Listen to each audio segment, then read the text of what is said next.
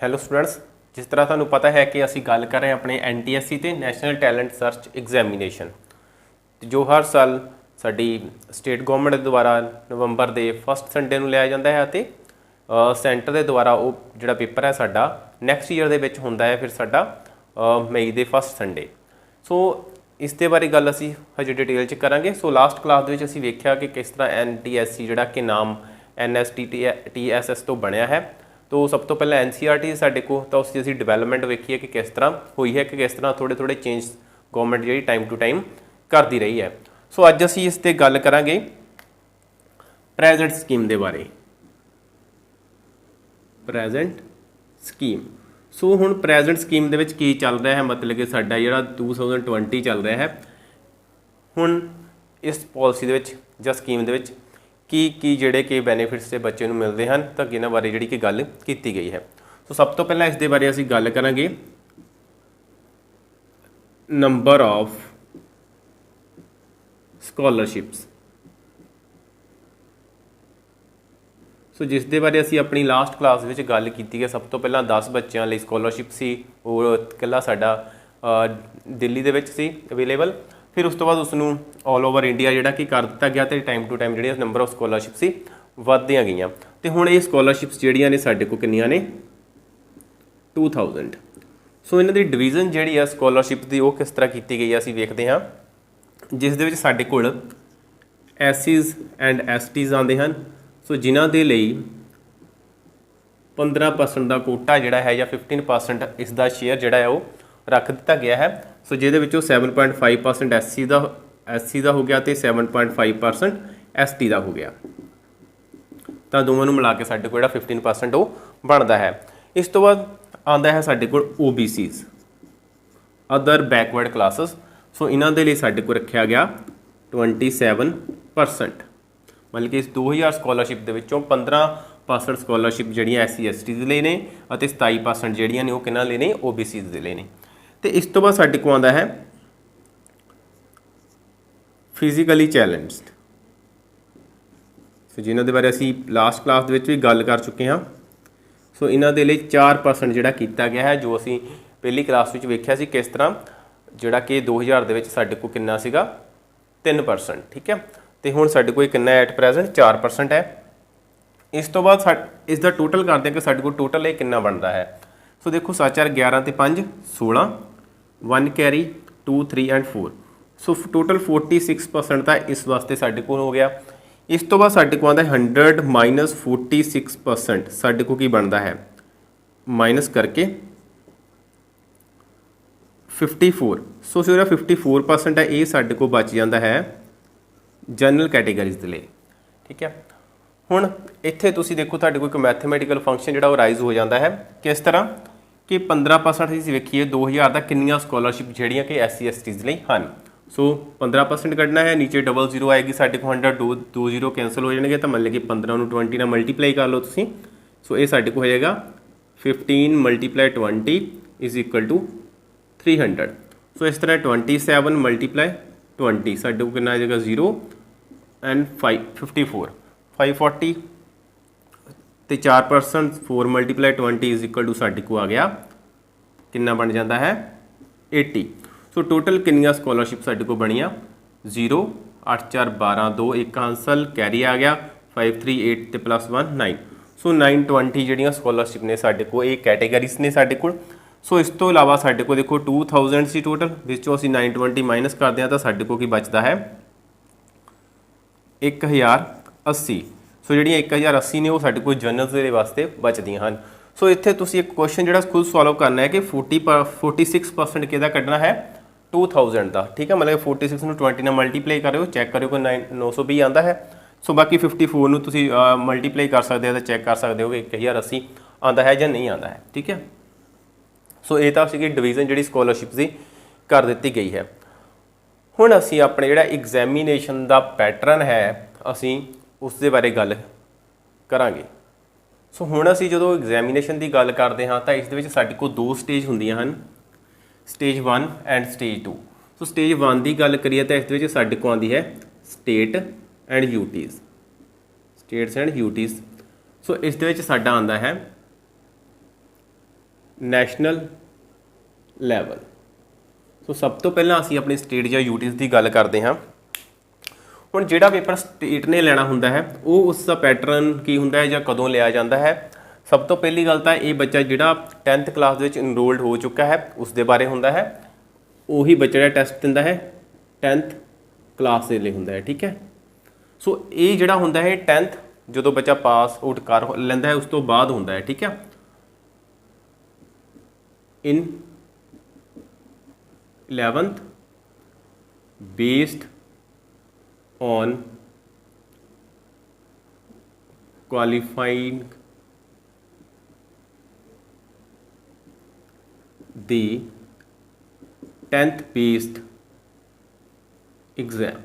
ਸੋ ਜਿਹੜਾ ਪੇਪਰ ਜਿਹੜਾ 10th ਵਿੱਚ ਹੋਇਆ ਹੁੰਦਾ ਉਸ ਦੇ ਬੇਸ 'ਤੇ ਹੀ ਹੁੰਦਾ ਹੈ ਕਿ ਜਿਹੜੇ ਬੱਚੇ ਨੇ ਇੱਧਰੋਂ ਟੈਸਟ ਕੁਆਲੀਫਾਈਡ ਕਰ ਲੈਂਦਾ ਉਹੀ ਬੱਚਾ ਇਸ ਸਾਈਡ 'ਤੇ ਜਿਹੜਾ ਸ਼ਿਫਟ ਹੁੰਦਾ ਹੈ। ਸੋ ਹੁਣ ਇਹ ਜਿਹੜਾ ਟੈਸਟ ਹੈ ਇਹਦੀ ਡੇਟ ਕੀ ਹੁੰਦੀ ਹੈ? First Sunday of November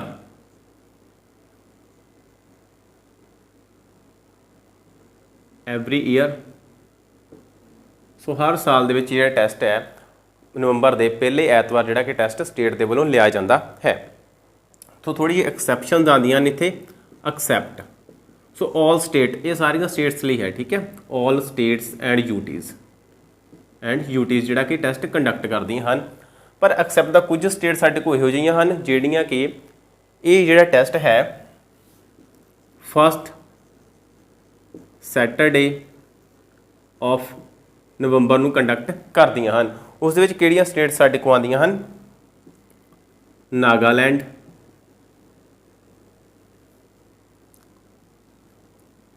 Andaman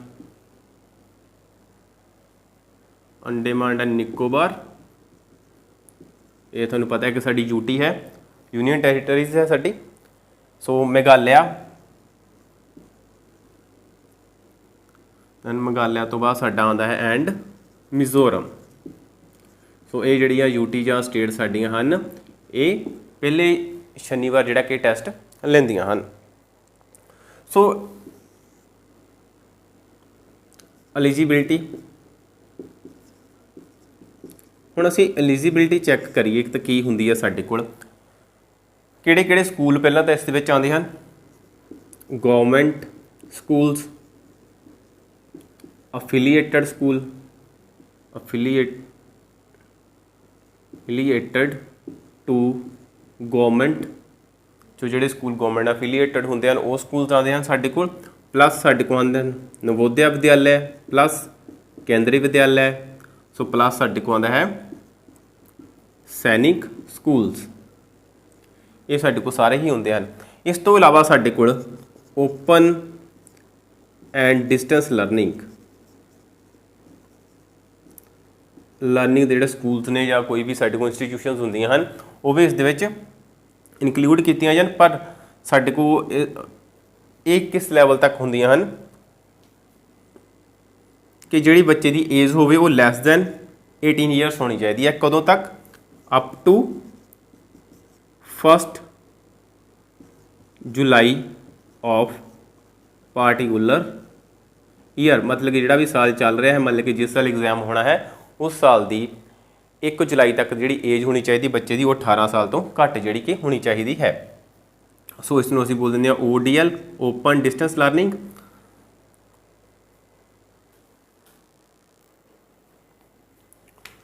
so state ਦੇ ਐਗਜ਼ਾਮ ਦੇ ਵਾਸਤੇ ਅਸੀਂ ਦੇਖੋ 10th ਕਲਾਸ ਵਿੱਚ ਐਗਜ਼ਾਮ ਦੇਣਾ ਹੈ। ਠੀਕ ਹੈ। ਇਸ ਦੇ ਲਈ ਸਾਡੇ ਕੋਲ 9th ਕਲਾਸ ਦੇ ਵਿੱਚ ਜਿਹੜੇ ਪਰਸੈਂਟੇਜ ਆਫ ਮਾਰਕਸ ਹੁੰਦੀ ਹੈ ਉਹ ਕੀ ਚਾਹੀਦੀ ਹੈ? ਉਹ ਸਾਡੇ ਕੋਲ ਹੁੰਦੀ ਹੈ ਜਨਰਲ ਦੀ ਸਾਡੇ ਕੋਲ 55% ਰੱਖੀ ਜਾਂਦੀ ਹੈ ਅਤੇ ਜੋ ਕੈਟੇਗਰੀਜ਼ ਹੁੰਦੀਆਂ ਹਨ ਸਾਡੇ ਕੋਲ ਜਿਹਦੇ ਵਿੱਚ SC STs ਜਾਂ OBC ਸਾਡੇ ਕੋਲ ਜੋ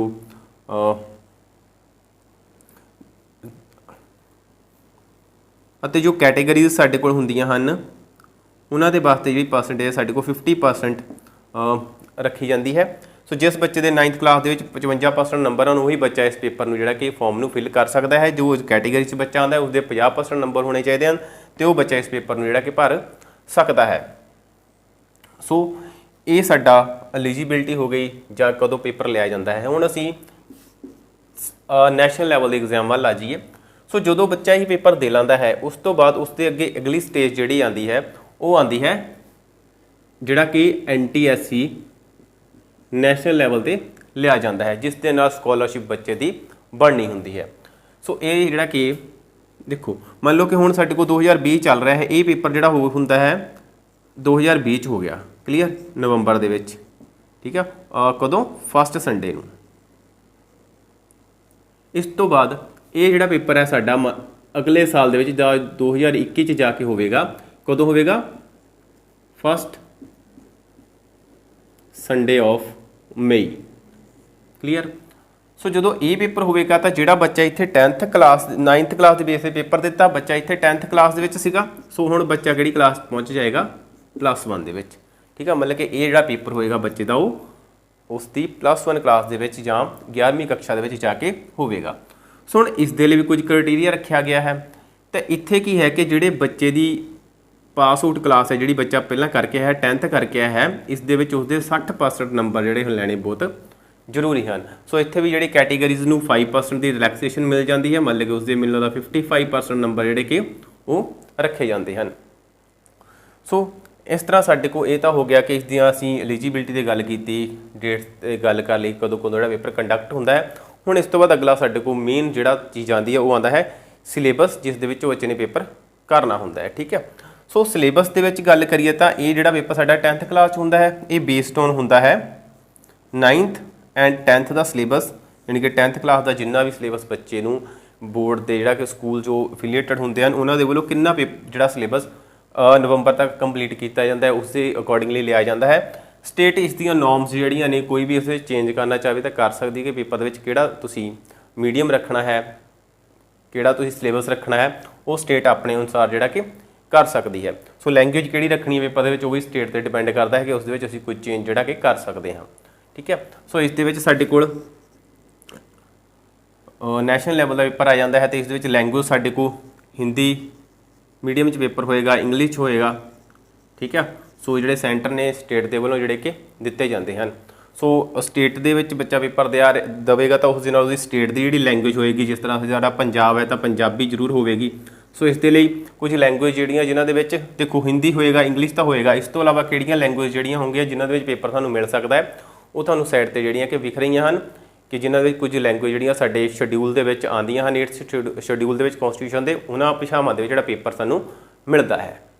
ਸੋ ਹੁਣ ਪੇਪਰ ਦੀ ਕੁਆਲੀਫਿਕੇਸ਼ਨ ਦੇ ਬਾਰੇ ਗੱਲ ਕਰ ਲਈਏ, ਅਸੀਂ ਐਲੀਜੀਬਿਲਿਟੀ ਦੇ ਬਾਰੇ ਗੱਲ ਕਰ ਲਈਏ, ਤਾਂ ਹੁਣ ਅਸੀਂ ਜੇਕਰ ਗੱਲ ਕਰੀਏ ਕਿ ਪੈਟਰਨ ਆਫ ਐਗਜ਼ਾਮੀਨੇਸ਼ਨ, ਕਿ ਜਿਹੜਾ ਪੈਟਰਨ ਹੁੰਦਾ ਹੈ ਕਿਸ ਤਰ੍ਹਾਂ ਦਾ ਸਾਨੂੰ ਉਹ ਪੇਪਰ ਦੇ ਵਿੱਚ ਵੇਖਣ ਨੂੰ ਮਿਲਦਾ ਹੈ।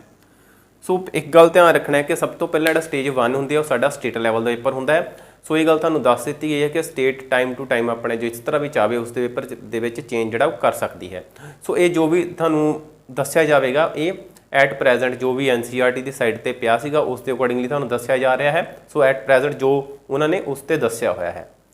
ਸੋ ਪੇਪਰ 1 ਸਾਡਾ ਪਹਿਲਾਂ ਹੁੰਦਾ ਮੈਥ, ਜਿਸ ਨੂੰ ਬੋਲਦੇ ਆ ਮੈਂਟਲ ਐਬਿਲਿਟੀ ਟੈਸਟ। ਸੋ ਜਿਸ ਦੇ ਵਿੱਚ ਸਾਡੇ ਰੀਜ਼ਨਿੰਗ ਆਉਂਦੀ ਹੈ, ਮੈਥਸ ਨਾਲ ਰਿਲੇਟਡ ਕੁਐਸਚਨਸ ਆਉਂਦੇ ਹਨ, ਠੀਕ ਹੈ। ਇਸ ਤਰ੍ਹਾਂ ਦੇ ਕੁਐਸਚਨ ਸਾਨੂੰ ਵੇਖਣ ਨੂੰ ਮਿਲਦੇ ਹਨ।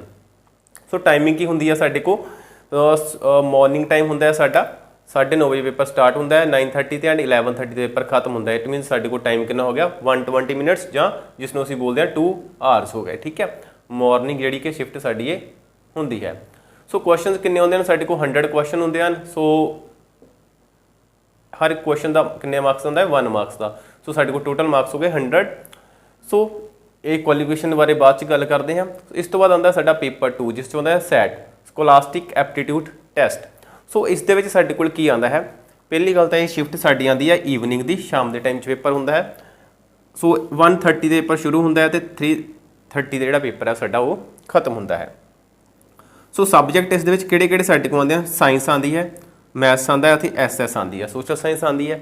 ਇਸ ਤੋਂ ਇਲਾਵਾ ਇਸ ਦੇ ਵਿੱਚ ਲੈਂਗੁਏਜ ਵੀ ਐਡ ਹੋ ਸਕਦੀ ਹੈ, ਠੀਕ ਹੈ। ਉਹ ਜਿਸ ਤਰ੍ਹਾਂ ਤੁਹਾਨੂੰ ਦੱਸਿਆ ਗਿਆ ਕਿ ਐਟ ਪ੍ਰੈਜ਼ੈਂਟ ਜੋ ਵੀ ਹੈ ਉਸ ਦੇ ਬਾਰੇ ਤੁਹਾਨੂੰ ਦੱਸਿਆ ਜਾਏਗਾ। ਸੋ ਟਾਈਮ ਟੂ ਟਾਈਮ 'ਤੇ ਗੌਰਮੈਂਟ ਜਿਹੜੀ ਕੀ ਕਰਦੀ ਹੈ, ਸਟੇਟ ਗੌਰਮੈਂਟ ਉਸ ਦੇ ਵਿੱਚ ਕੀ ਚੇਂਜ ਕਰਦੀ ਹੈ ਉਹ ਹੋ ਸਕਦਾ ਹੈ।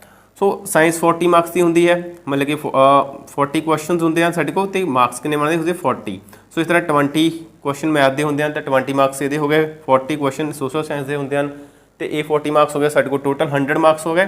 ਸੋ 100 ਕੁਐਸਚਨ 100 ਮਾਰਕਸ, ਸੋ 120 ਮਿੰਟਸ ਦਾ ਸਾਡੇ ਕੋਲ ਇਸ ਦੇ ਲਈ ਵੀ ਟਾਈਮ ਜਿਹੜਾ ਕਿ ਉਹ ਮਿਲਦਾ ਹੈ। ਫਿਰ ਆਉਂਦੀ ਸਾਡੀ ਸਟੇਜ 2। ਸੋ ਇਹ ਹੈ ਸਾਡਾ ਕਦੋਂ ਪੇਪਰ ਹੁੰਦਾ ਹੈ, second Sunday of may particular years, ਜੋ ਇਸ ਵੀ ਈਅਰਸ ਹੁੰਦਾ ਹੈ। ਮਤਲਬ ਕਿ ਤੁਹਾਨੂੰ ਦੱਸ ਦਿੱਤਾ ਗਿਆ ਕਿ ਜੇ ਇਹ 2020 ਚ ਹੁੰਦਾ ਹੈ ਤਾਂ ਸੈਕਿੰਡ ਸਟੇਜ ਜਿਹੜੀ ਹੈ ਉਹ 2021 ਦੇ ਵਿੱਚ ਜਾ ਕੇ ਹੋਵੇਗੀ। ਜਿਸ ਤਰ੍ਹਾਂ ਜਿਨ੍ਹਾਂ ਬੱਚਿਆਂ ਨੇ 2019 ਚ ਦਿੱਤਾ ਸੀ ਪੇਪਰ ਤਾਂ ਉਹਨਾਂ ਦਾ ਜਿਹੜਾ ਪੇਪਰ ਸੀ ਉਹ ਮਈ ਦੇ ਵਿੱਚ 2020 ਚ ਹੋਣਾ ਸੀ। ਉਹ ਸਾਡੀ ਪੈਂਡੈਮਿਕ ਕਰੋਨਾ ਜਿਹੜੀ ਚੱਲ ਰਹੀ ਹੈ ਉਸ ਦੇ ਕਾਰਨ ਹਜੇ ਤੱਕ ਨਹੀਂ ਹੋ ਪਾਇਆ। ਸੋ ਇਸ ਦੇ ਵਿੱਚ ਤੁਹਾਨੂੰ ਸ਼ਾਇਦ ਪਹਿਲਾਂ ਫਸਟ ਸੰਡੇ ਦੱਸ ਦਿੱਤਾ ਗਿਆ ਸੀ, ਇਹ ਸਾਡੇ ਕੋਲ ਸੈਕਿੰਡ ਸੰਡੇ ਹੁੰਦਾ ਹੈ, ਠੀਕ ਹੈ, ਮਈ ਦਾ। ਸੋ ਇਸ ਦੇ ਪੇਪਰ ਦੇ ਵਿੱਚ ਕੋਈ ਵੀ ਚੇਂਜ ਜਿਹੜਾ ਸਾਡੇ ਕੋਲ ਖਾਸ ਨਹੀਂ ਹੁੰਦਾ, ਸੇਮ ਸਾਡੇ ਕੋਲ ਇਹੀ ਪੈਟਰਨ ਹੁੰਦਾ ਹੈ। ਇਸ ਤਰ੍ਹਾਂ ਹੀ 2 ਪੇਪਰ ਸਾਡੇ ਕੋਲ ਹੁੰਦੇ ਹਨ, ਕਲੀਅਰ। ਬਸ ਇਸ ਤੇ ਇੱਕ ਕੰਡੀਸ਼ਨ ਲਗਾ ਦਿੱਤੀ ਜਾਂਦੀ ਹੈ ਕਿ ਇਹ ਪੇਪਰ ਜਿਹੜਾ ਬੱਚੇ ਦਾ 10th ਕਲਾਸ 'ਚ ਹੋਣਾ ਹੈ, ਇਹ +1 ਦੇ ਵਿੱਚ ਹੋ ਜਾਏਗਾ, ਉਦੋਂ ਹੋਏਗਾ।